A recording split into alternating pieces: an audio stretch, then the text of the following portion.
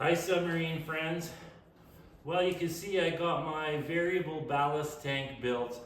I did not cut the access panel in the top yet, and I haven't welded the threaded bungs in yet either for filling and emptying, because I want to make sure that on paper is the right place to put them.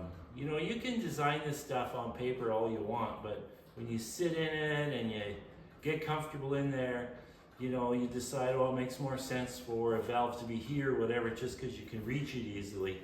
So the same goes with filling and emptying ports. So I'm waiting with that until it's in there snugly, but I screwed up. It's a little bit too big by, quarter inch. Now that's because when I made the top plate, I hang it over the edges because it's much easier to weld instead of trying to do two butt welds.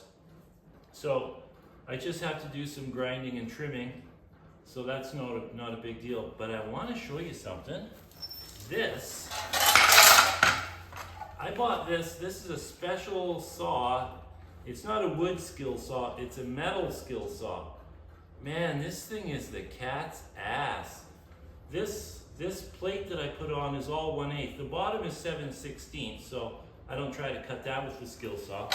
But all this 1/8 plate, I cut it with that skill saw like nothing. Beautiful. And the trick that I found is the blades are really expensive, like 50, 60 bucks. I sharpen them. So because I have a lathe, I have a diamond grinding, like a bench grinder with a diamond bit in it. It takes me about 1 minute, and I just resharpen the blade. I'm on about my 10th sharpening of this blade because they don't last long at all. Maybe I have a cheap blade, I don't know. I haven't tried a Diablo yet, but that thing is the cat's meow. Nice clean cuts, no heat, fantastic.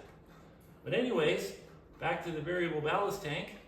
Tomorrow I will trim off those edges with the grinder, and I'll get it to fit in there, drop into place, because right now it's elevated about 8 inches. This actually sits flush on the bottom of the hull, but it has to be raised to get past this first support ring or reinforcing ring. So it has to be narrower to fit through those rings and then drop down in between the rings.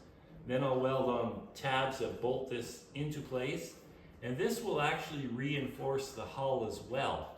It's going to be bolted right to the rings on both sides, 4 spots, so that'll stiffen up the hull as well. And hopefully that goes good. I'm pretty pooped now, so I'm going to stop. Ciao.